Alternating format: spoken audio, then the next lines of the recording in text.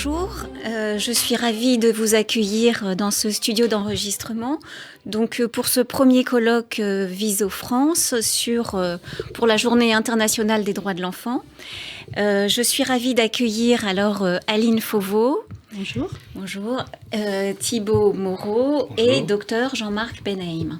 Merci. Voilà, pour notre première table ronde. Donc là, c'est la première table ronde sur la psychologie de l'enfant et sur les différentes prises en charge de l'enfant, que ce soit en hypnose, mais aussi pour découvrir un processus thérapeutique chez l'enfant et pour suivre l'itinéraire d'un enfant placé, donc en protection de l'enfance.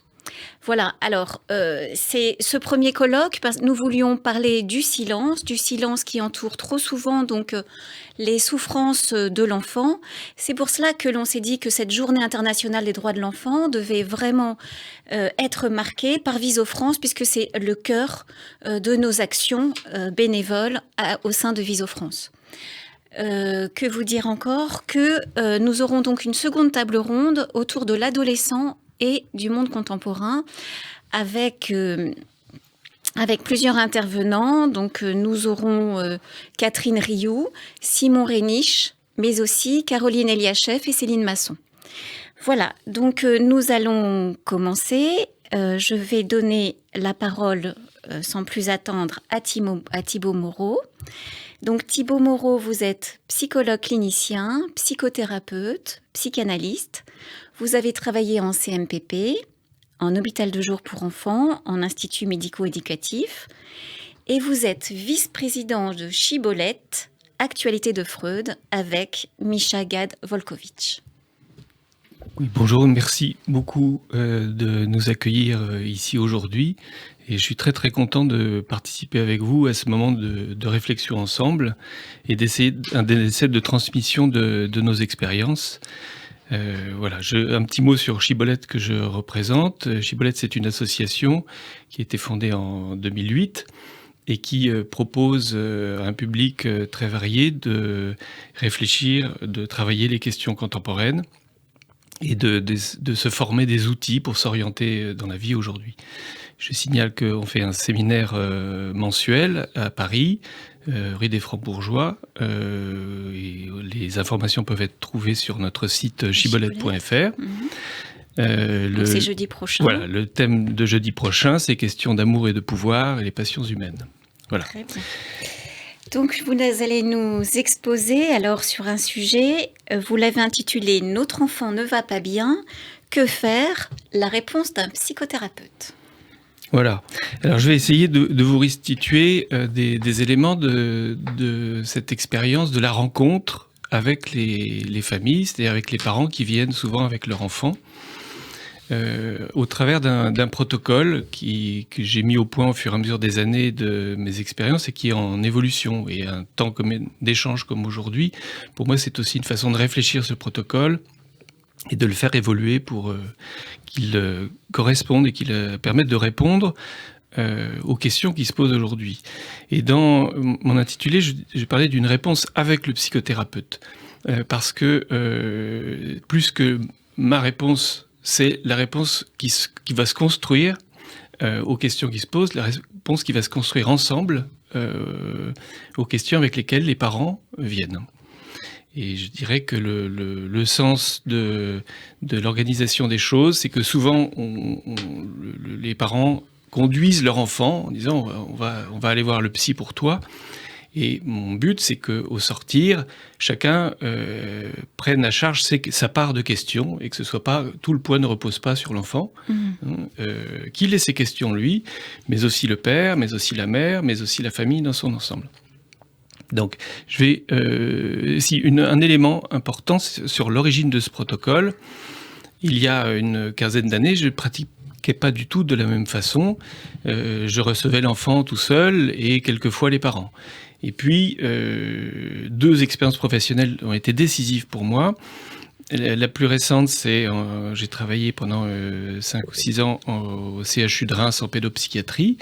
Et là, j'ai appris à recevoir les parents et l'enfant et de traiter les problématiques de l'enfant comme dans leur relation avec chacun de ses parents.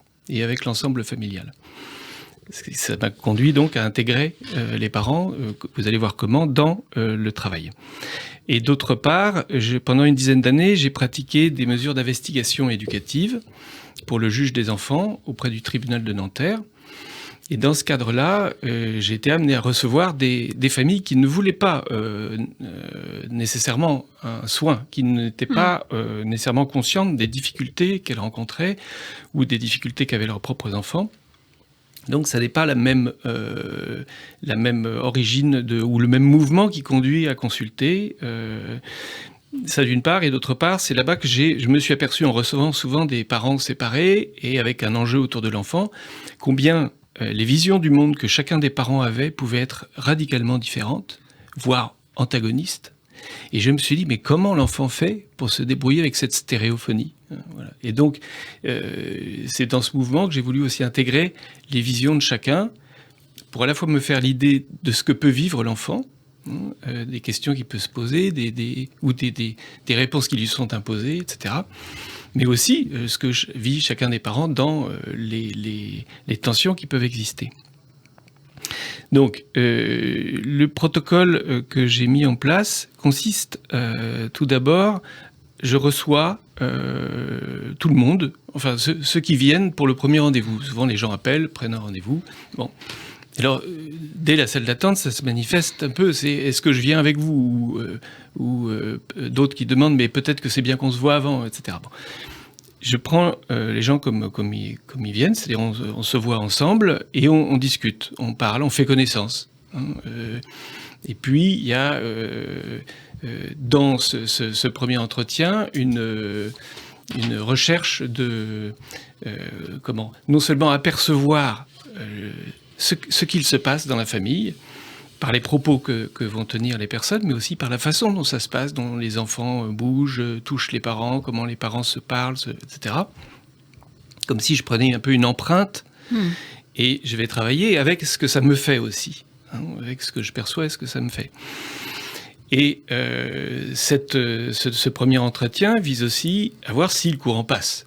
On est dans un métier où si on n'est pas en confiance, si on n'arrive pas à se parler sans crainte, c'est vain, ça ne sert à rien. Donc le but de cet entretien préliminaire, c'est donc faire connaissance, faire un repérage de ce qui se passe et voir si on peut poursuivre plus loin. Quelquefois, il y a des enfants qui arrivent complètement fermés ou des parents qui ne veulent pas, etc. Et le but, c'est de leur donner la possibilité de se voir à partir de cette rencontre et des échanges. Et généralement, pour ce premier rendez-vous, je ne demande pas d'honoraire. Je pose ça comme une rencontre. Et ensuite, quand je présente le protocole qui suit, là, effectivement, je présente la question des honoraires, et puis savoir si les parents sont d'accord avec ces modalités de travail.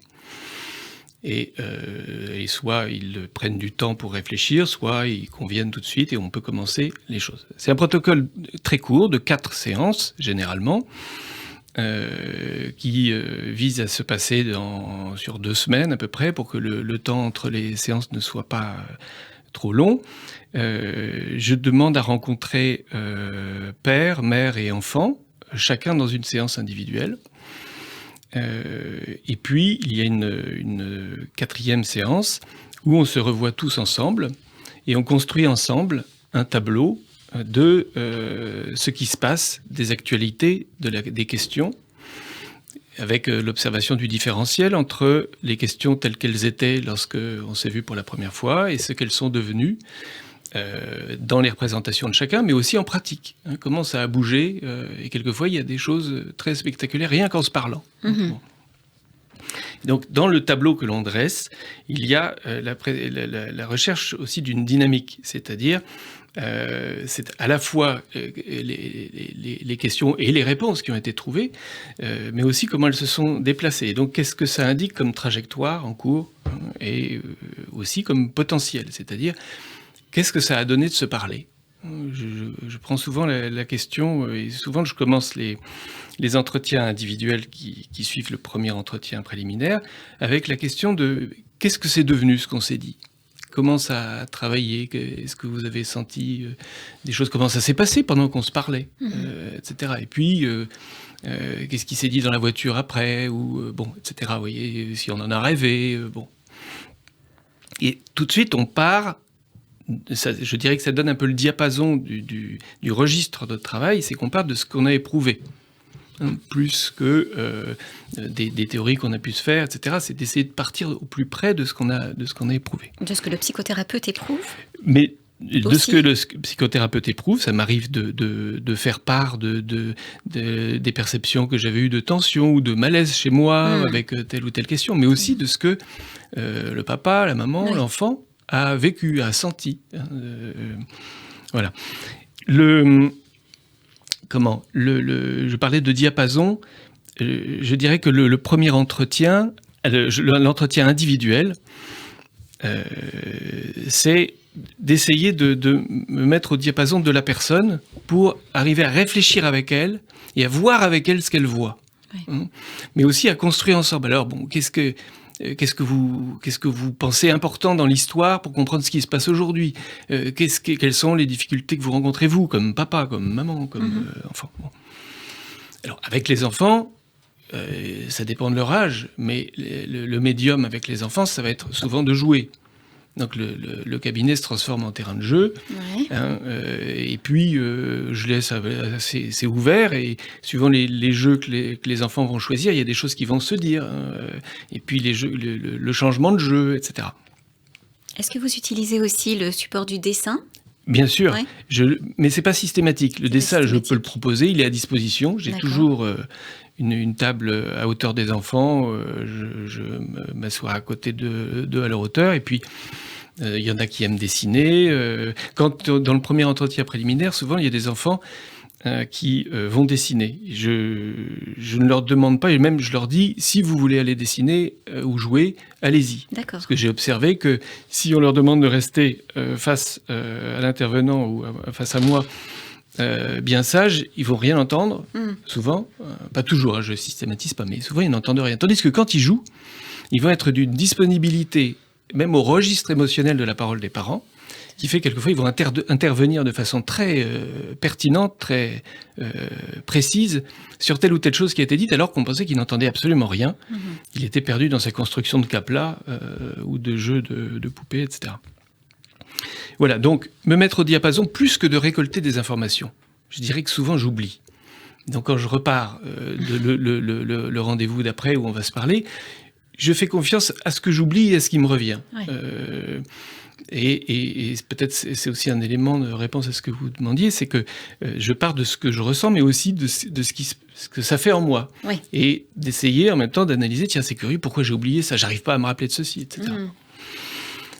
Donc, se mettre en phase, et ça peut-être que ça ressemble un petit peu à ce que le psychanalyste Sándor Ferenczi évoquait, de la transe analytique, alors sans aller jusqu'au processus analytique, mais il y a une espèce de mise en présence de la personne avec qui je suis, ou de la famille avec qui je suis, et on se met dans un certain état de perception et de pensée, qui essaie de rejoindre au plus près de comment on est touché par les choses. Alors,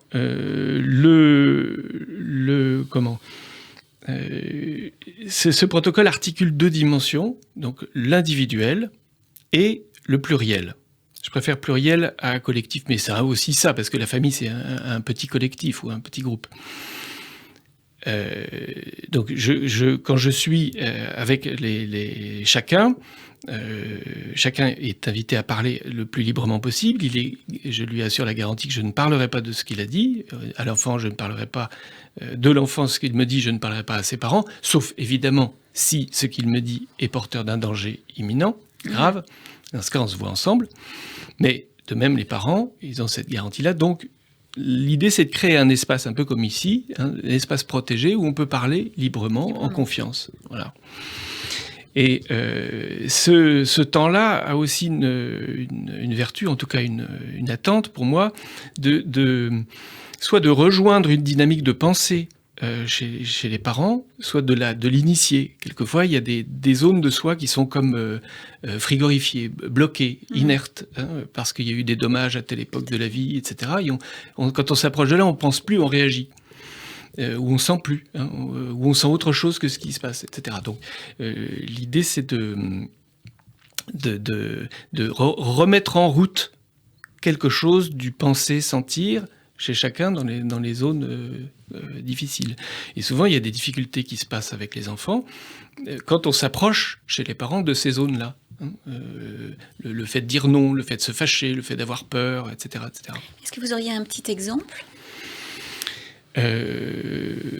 Oui, peut-être une question dont on reparlera tout à l'heure, c'est la place des écrans à la maison. La question se pose souvent de poser une limite. Et poser une limite, ce n'est simple pour personne, je crois. Quand c'est très simple, on peut s'arrêter et se poser la question des effets de la façon qu'on l'a posée. Bon. Et ce n'est simple pour personne. Et dans le rapport que l'on assoit à la limite, dans le rapport qu'on assoit à la limite que l'on pose à l'autre, et puis dans le rapport qu'on a avec son conjoint. Quand entre père et mère, on va réfléchir à comment poser des limites, très vite, il y a du tirage. Très vite, il y a des tensions, parce que chacun est d'une culture familiale différente, d'un rapport aux limites très différent.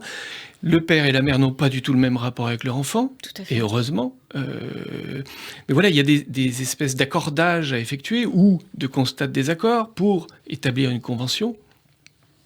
Et donc, voilà, cette question des limites, je pense qu'elle parle à tout le monde. Oui.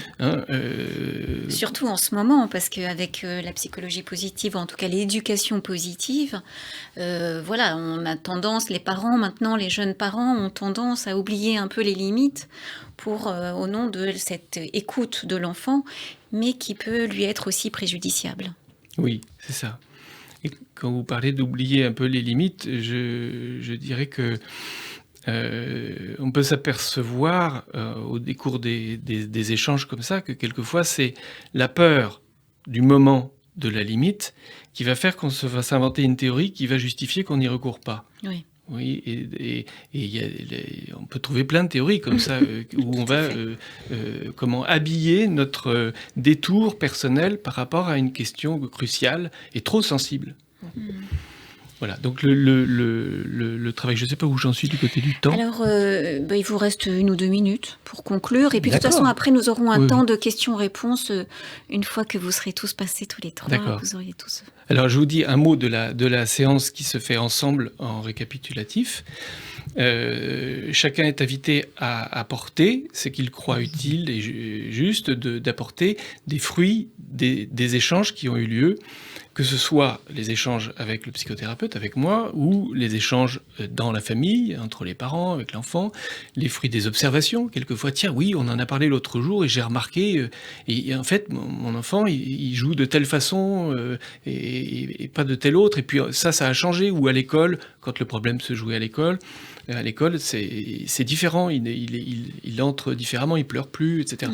Donc, on rassemble tout l'ensemble de ces données, et comme je disais tout à l'heure, on essaie de construire un tableau contrasté, et puis on réfléchit aux suites à donner à ces constats, à ces réflexions. Et parmi les suites, il y a ce qui se passe à la maison. Et quelquefois, il y a des choses à mettre en place à la maison, à changer, etc. On fait des conseils de famille, on réfléchit, etc.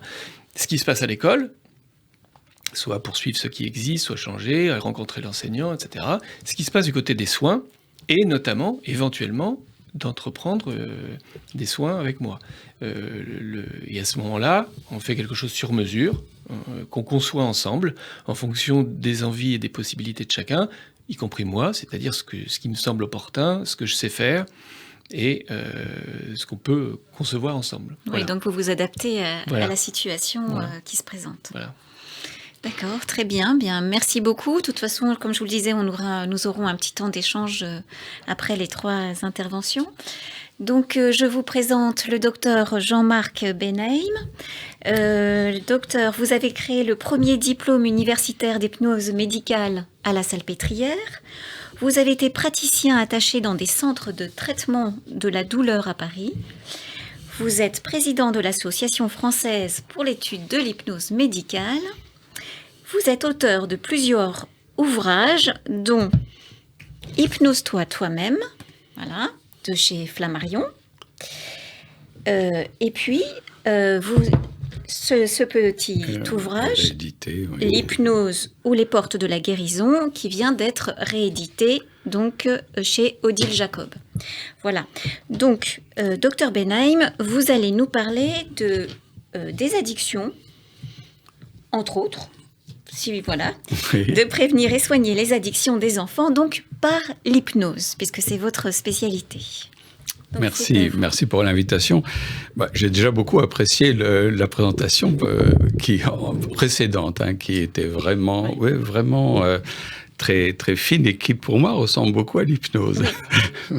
Parce que soigner la relation, être bien en contact avec, pas de forçage, c'est vraiment tout à fait... Mais on appelle ça comme on veut, qu'on appelle ça l'hypnose, on s'en fiche.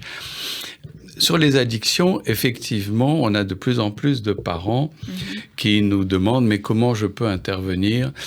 Cet adolescent commence à s'y intéresser.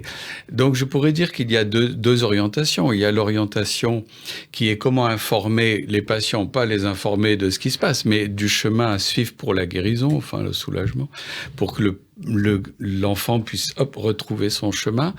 Et l'autre élément, c'est comment informer les enfants, comment communiquer avec eux pour qu'ils puissent dire « ok, c'est bon, je laisse tomber, ça me convient pas, etc. » Je crois que c'est important de pouvoir communiquer une information pour que ce soit entendu, perçu, et que l'enfant cesse d'imiter les copains en disant je vais comme les copains, qu'est-ce qu'il y a, je suis normal, soit et comprendre par exemple que s'il fume ou s'il prend du cannabis son idée c'est pas de tomber malade ou de mourir, non, son idée c'est est-ce que je peux avec cette substance calmer mon stress. Et oui.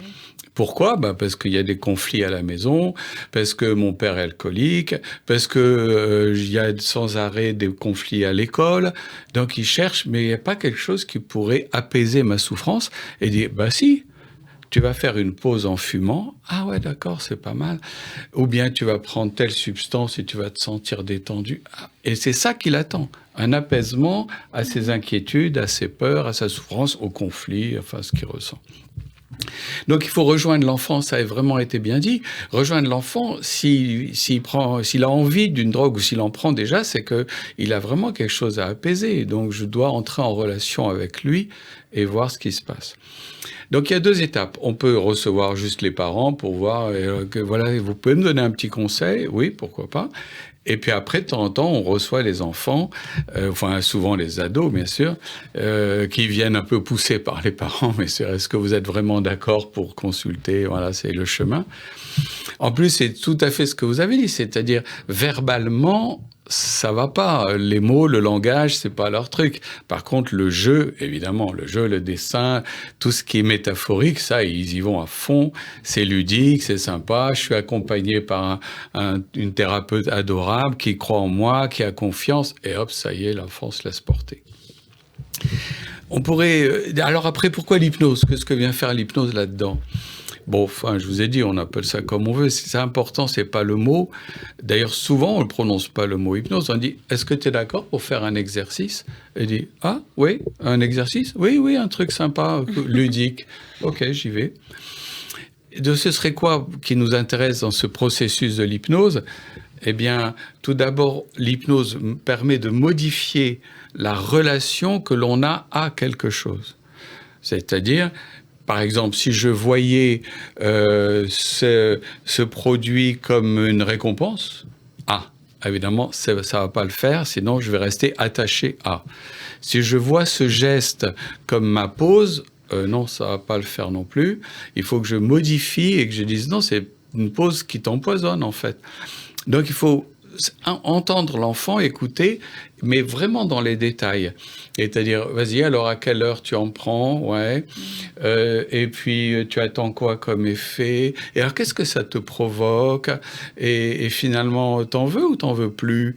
Et ça énerve qui ? Ah, tu veux provoquer tes parents, d'accord. Et tu peux pas les provoquer autrement. Ah, tu veux voir les limites les limites de résistance qui a été dit tout à l'heure. Je voudrais voir les limites. Oui, c'est pas que j'ai envie de mourir, mais je veux voir les limites, jusqu'où je peux aller dans le truc de travers. Est-ce que je vais tomber? Est-ce que je vais voir, je veux tester. Est-ce que je suis... En fait, je suis invulnérable. Hein. Je suis surhumain. Je suis immortel. Voilà, les ados, bien sûr. Et ces perceptions qu'ils ont, pourquoi? Parce que souvent, ils sont pas avec leur corps. C'est pas simple d'être avec son corps. On voit même des grands sportifs qui fument. On dit, mais comment ils font? Parce qu'ils sont grands sportifs. En fait, quand ils font du sport, ils sont avec leur corps. Oui, là, vraiment, ils sont avec leurs jambes, leurs muscles, et puis ils adorent ça. Et puis, toc, quand ils sont dans la pièce où ils se changent, dans le vestiaire, toc, ils quittent le corps et ils disent, bon, j'ai besoin de quelque chose. Ah, une plante mortelle? Ouais, non, mais laisse tomber, pas mortelle. Non, ça me détend. Ah, ok. Hop, ils quittent le corps et ils s'associent à quelque chose qui, pourtant, leur fait du mal. Donc, c'est ça, la particularité de l'être humain, contrairement à l'animal, c'est qu'il peut s'éloigner de son corps et dire, qu'est-ce qu'il y a? Tout va bien, c'est un plaisir, qu'est-ce que tu racontes? C'est une détente, tu vas pas refuser un plaisir. Il est plus avec son corps, il n'arrive pas à ressentir que c'est un empoisonnement. Et il peut aussi, bien sûr, revenir dans son propre corps et dire, ah, là, évidemment, effectivement, je tousse, j'ai fait une bronchite, ma copine m'a dit que je sens mauvais de la bouche, donc oui, effectivement, ça va pas. Donc, les chemins sont innombrables. Et alors, comment vous procédez, donc, avec votre technique pour que l'adolescent change, enfin, l'adolescent ou la personne change un peu de sa vision du monde? Après, en fait, il faut l'écouter, parce que les chemins pour guérir sont innombrables, puisque les personnalités sont toutes différentes, évidemment. Et si on a une méthode en disant « Ah oui, moi, je fais le dégoût », non, ça va pas aller. Il y en a qui veulent dire « Ah mais non, mais moi, ce qui m'intéresse, c'est la liberté, c'est pas... Ah oui, le dégoût, je m'en fiche. Ah oui, moi, c'est la liberté. Non, puis j'en ai marre, tout mon argent de poche passe là-dedans. Ah d'accord, donc tu veux pas y aller à cause de l'argent que tu dépenses. Oui, c'est ça. Donc tout le reste, ils s'en fichent. Donc on relève dans la discussion, mais alors c'est quoi qui vous agace, qui vous déplaît, qui vous énerve, qui vous fait... Voilà. Et vous allez accepter d'être différent de vos amis, parce que tous les amis sont là-dedans. Hein, et vous allez accepter... peut-être qu'il faudrait apprendre à l'enfant à dire non. Puisque c'est plus facile quand on est enfant de dire oui. Je suis habitué à dire oui à maman, à papa. Souvent, j'essaye de dire oui à l'institutrice, au prof. Je dis oui, sinon la connaissance ne vient pas. Donc, je dis oui, c'est comme ça. Et là aussi, j'ai dit oui. Pourtant, c'est un truc qui me fait du mal. Ouais, mais je m'en fous. J'ai dit oui. Je fais comme tous mes amis. Si je me mets à dire non, je vais énerver, je vais agacer. Je vais dire, mais quoi, t'es plus avec nous? Qu'est-ce qui t'arrive? T'es pas notre copain? Ouais, va-t'en, va dans ton coin. Nous, on est entre nous. Ah, peut-être je vais être chassé, ostracisé, éloigné. Mais est-ce que vous pouvez nous donner un exemple alors de comment ça se passe dans votre cabinet? Enfin, quelle est la séance d'hypnose? Oui. Un exemple, par exemple? Absolument. La séance d'hypnose, la personne vient, je l'entends. Première étape, j'écoute et je vois quel est son point d'appui, ou plus exactement, pour quelle raison on pourrait faire quelque chose. Très bien. Ensuite... La deuxième étape, je fais entrer le patient dans une transe, soit par le jeu, soit parce qu'il regarde quelque chose, soit parce qu'il y a une musique, soit parce que je lui parle un peu, vous voyez, comme ça, monotone, peut-être tout le monde est en train de s'endormir. Et puis, cette monotonie fait que la personne se ramollit.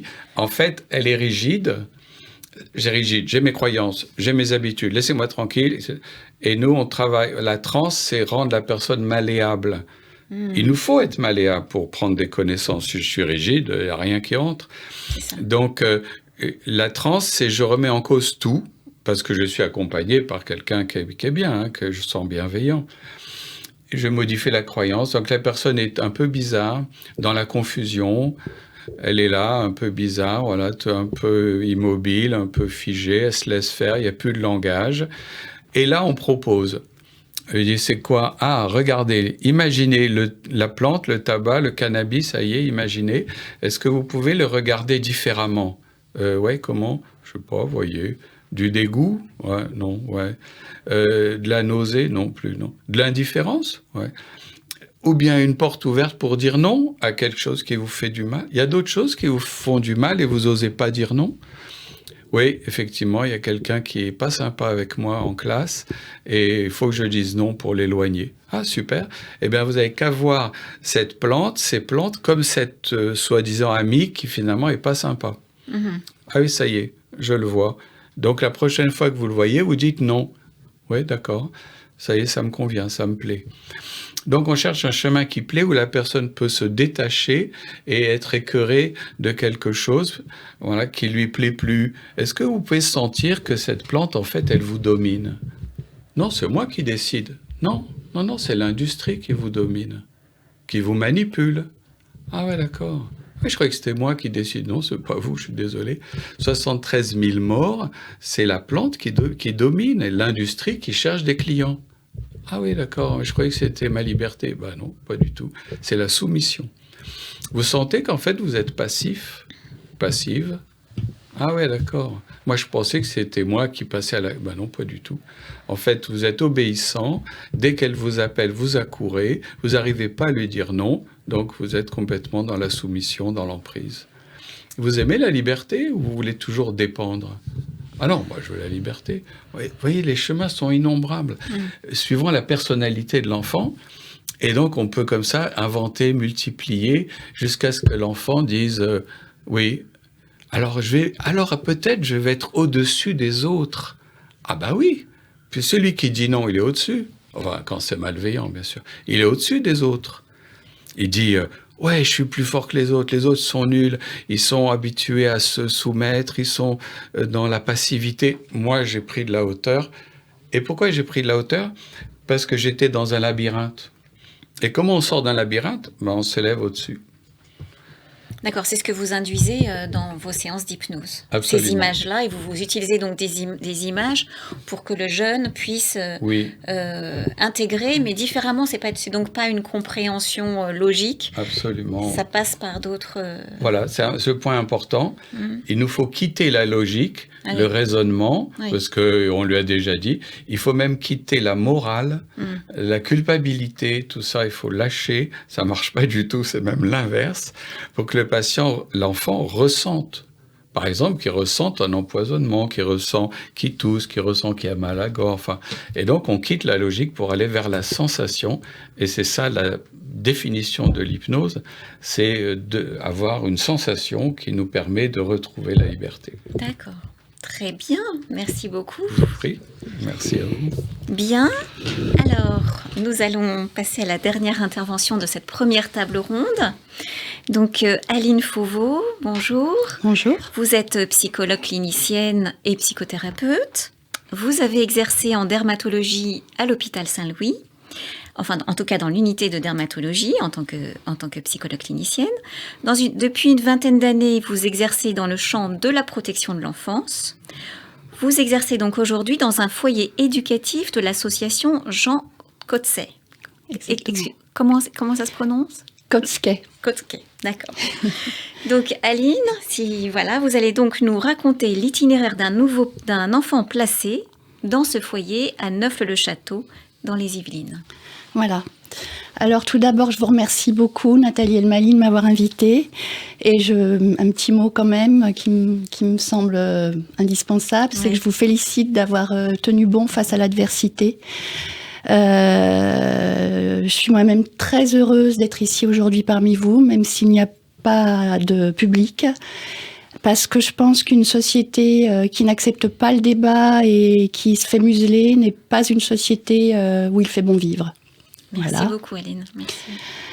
Alors, ce que j'aimerais, au travers du récit de l'itinéraire d'un enfant placé, c'est pouvoir vous donner la représentation de ce que c'est qu'un foyer éducatif où ce n'est pas l'enfer sur terre, avec des éducateurs qui sont tous des professionnels extrêmement engagés, investis, motivés, et des enfants qui, pour la plupart, évoluent et vont plutôt pas mal.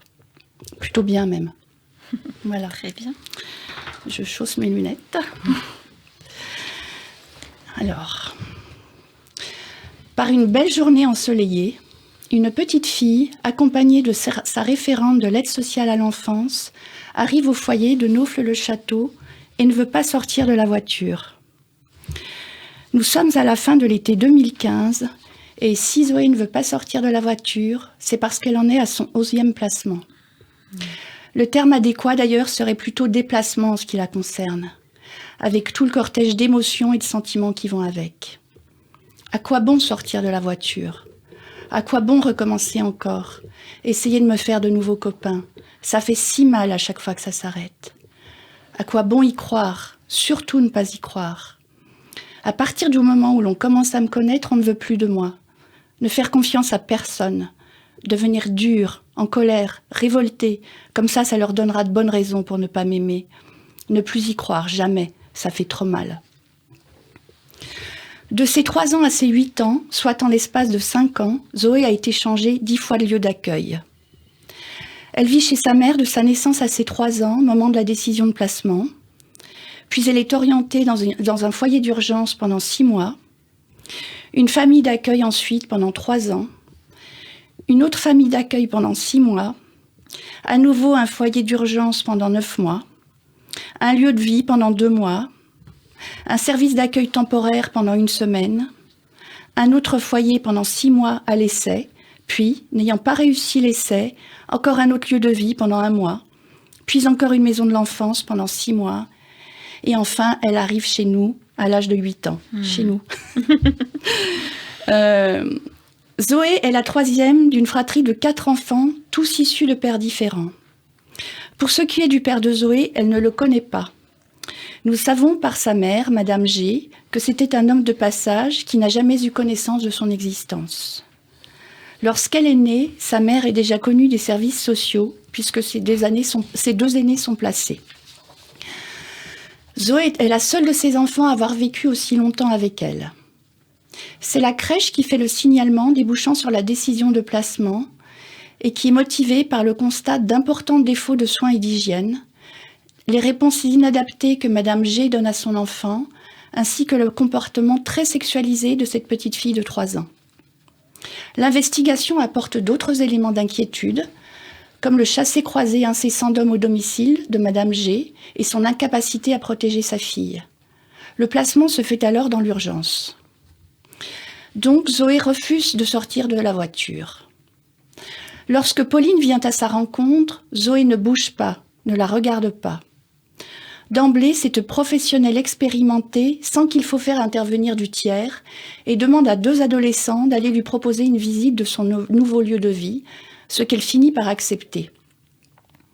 Sort alors une fillette en salopette, t-shirt rayé et basket rose. Zoé a la beauté du métissage. D'immenses yeux bleus, un teint café au lait, une bouche en cœur et de grosses joues de bébé qui viennent sans cesse raviver notre indignation.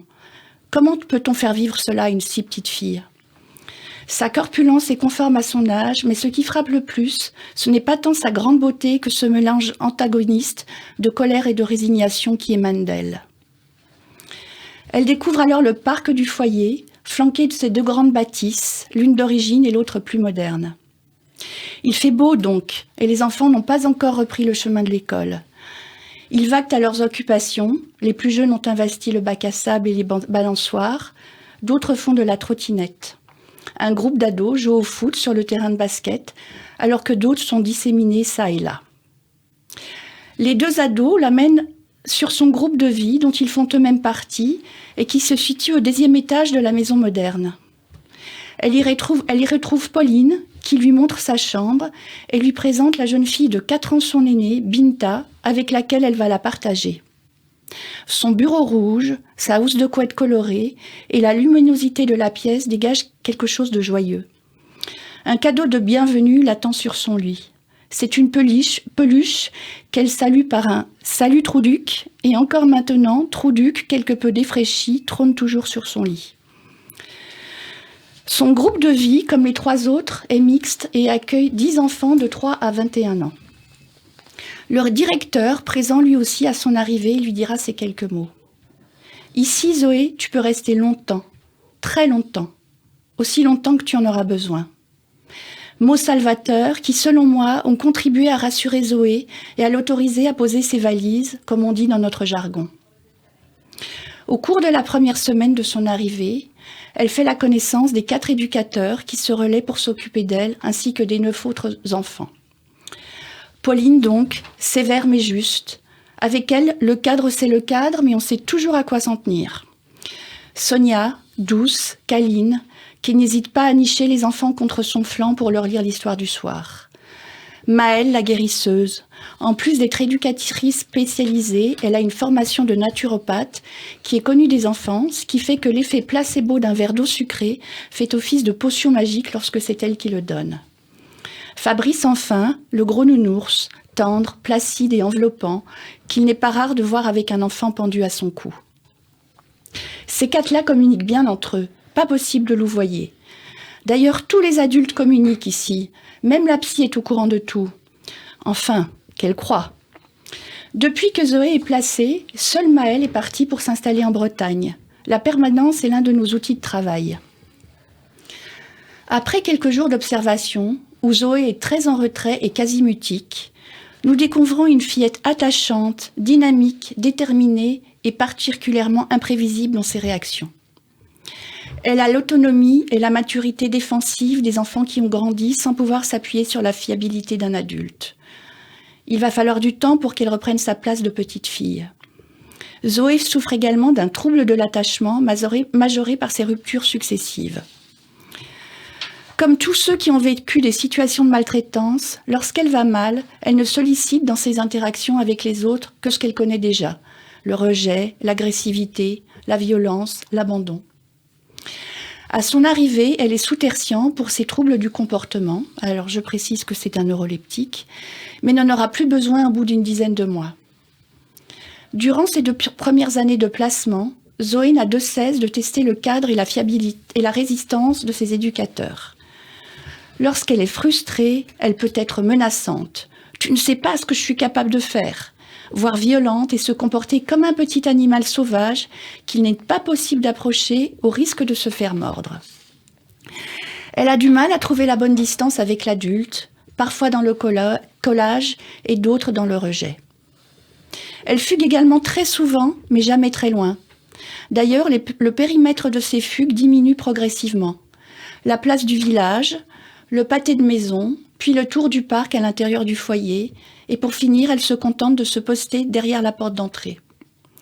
Nous interprétons ces fuguettes comme une tentative pour elle de maîtriser l'absence et prenons le risque éducatif de la laisser faire. Lorsqu'arrive la fin de sa troisième année de placement, qu'elle a comme nous bien en tête, elle le fait remarquer à Pauline d'un ton qui se veut anodin. « Tiens, au fait, ça y est, c'est ici que j'ai vécu le plus longtemps. » Elle sait qu'une étape importante est en train de se franchir. Peu à peu, sa colère qui semblait jusque-là intarissable laisse place à un effondrement somatique. Son corps devient alors l'expression de son mal-être. Maux de ventre, de tête, entorse à répétition, sensation de pression au niveau du thorax, suspicion d'occlusion intestinale, multiples chutes.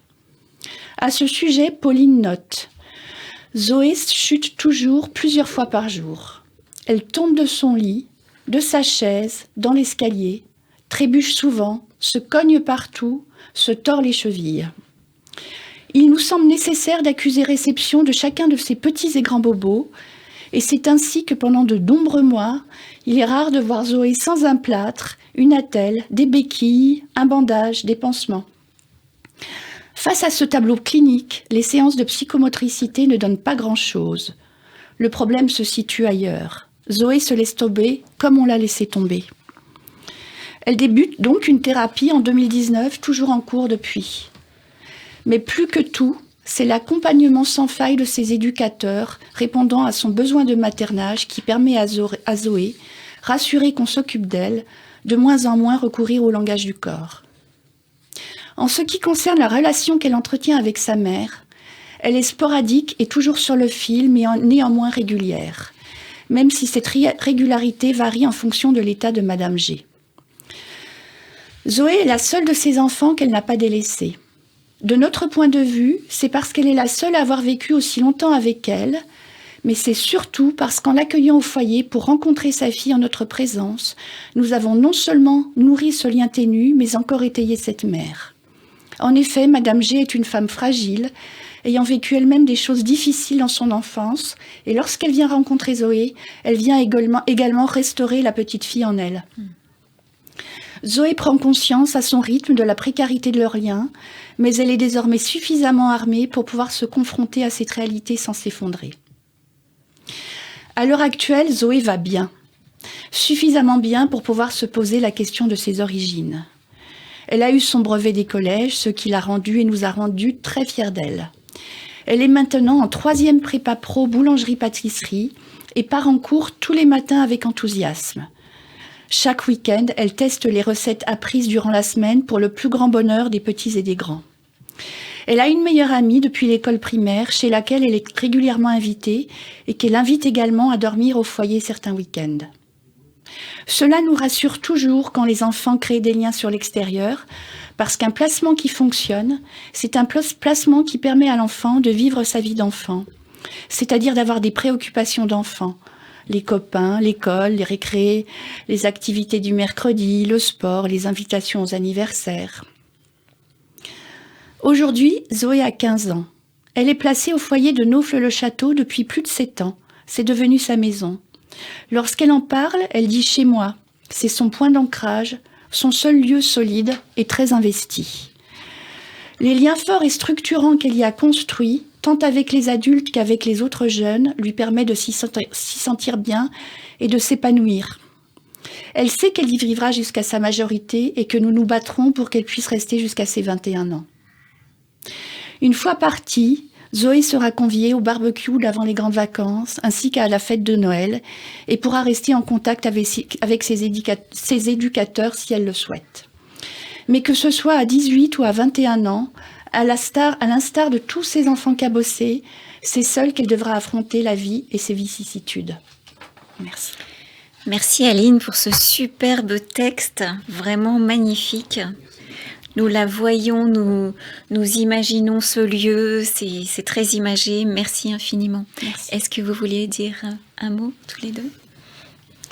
Oui, moi merci beaucoup de cette histoire qui montre comment on peut, dans quelle direction on peut travailler, comment on peut réussir à réparer là où on aurait pensé que rien n'était possible, parce que quand vous avez évoqué la petite fille qui est arrivée chez vous, on dit mais c'est incroyable d'avoir une vie aussi morcelée comme ça.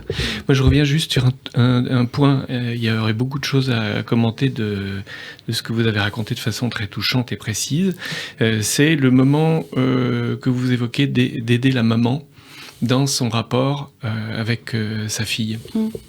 Et je pense que c'est très très précieux d'arriver à rester assez éveillé pour cela, assez vigilant pour cela, parce que on aurait tendance quelquefois à rester défaitiste devant une maman qui ne s'est pas occupée de son enfant, un père qui etc. Et j'ai cette philosophie de veiller à aider le parent à revenir à sa place. C'est capital, et je trouve que c'est très beau d'avoir réussi ça. Alors, ce qui fait la particularité de notre foyer, c'est que déjà, il y a un éducateur qui est chargé des relations familiales, ce qui est très rare. Donc, implicitement, on a vraiment besoin des parents pour que l'enfant aille mieux.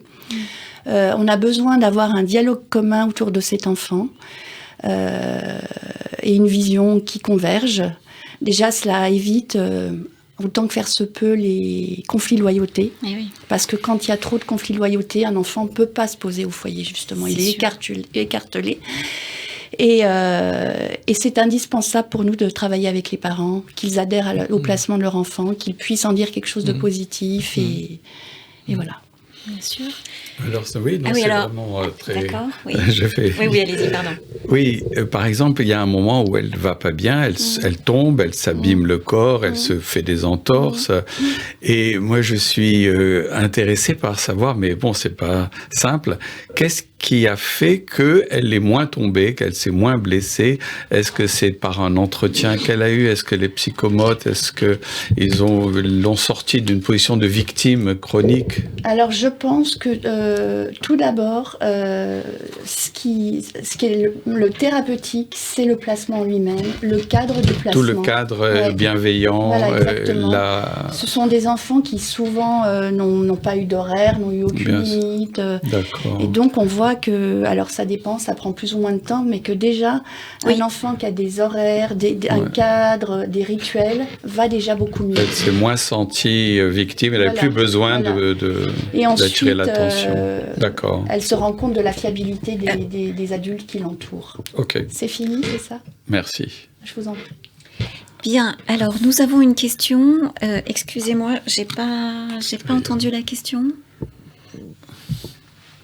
Alors une question, bonjour, merci pour ce colloque. Si vous aviez à chacun en synthèse un conseil à donner aux parents, quel serait-il? Merci. Je veux bien commencer par la question du temps.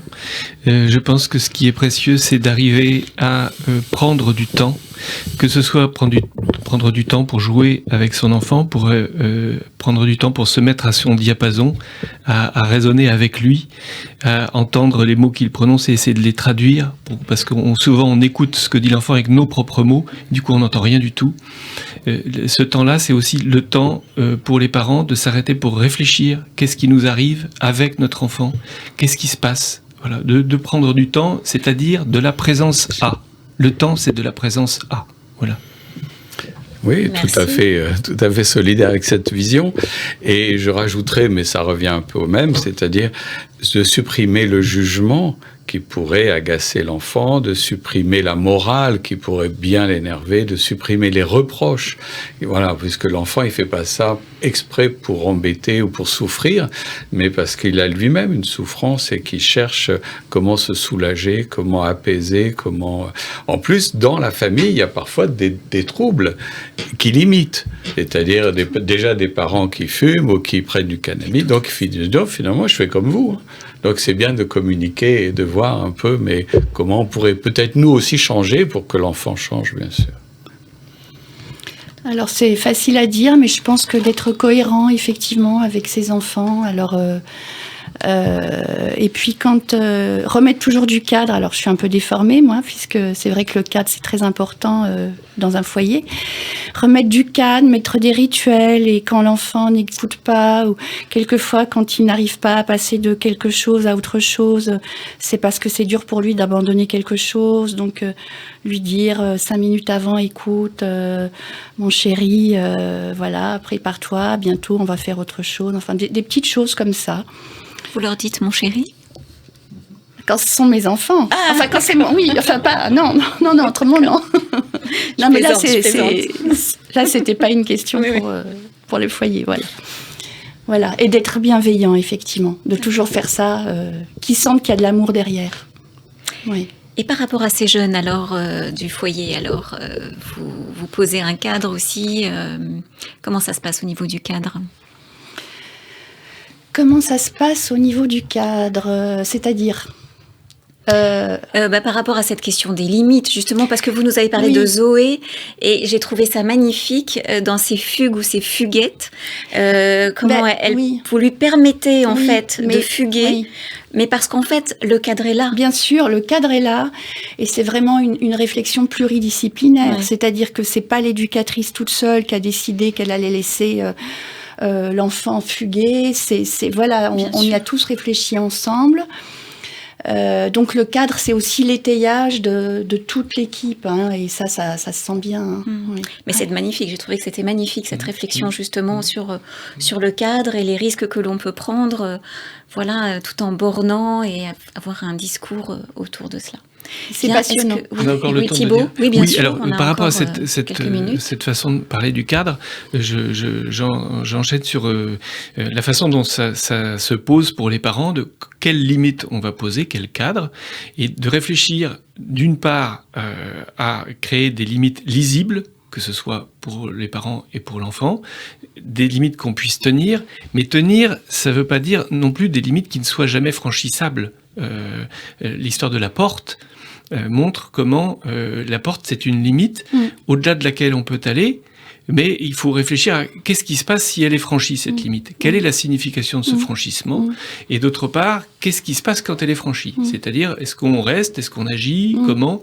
Et évidemment, de ce que vous avez dit, du temps qu'on y passe à y réfléchir avant de poser les choses. C'est ça. On passe du temps aussi à évaluer, à reprendre et à retracer, que ce soit entre éducateurs ou avec l'enfant, etc. Mais enfin, c'est passionnant de cette histoire de limite et d'en penser le dépassement.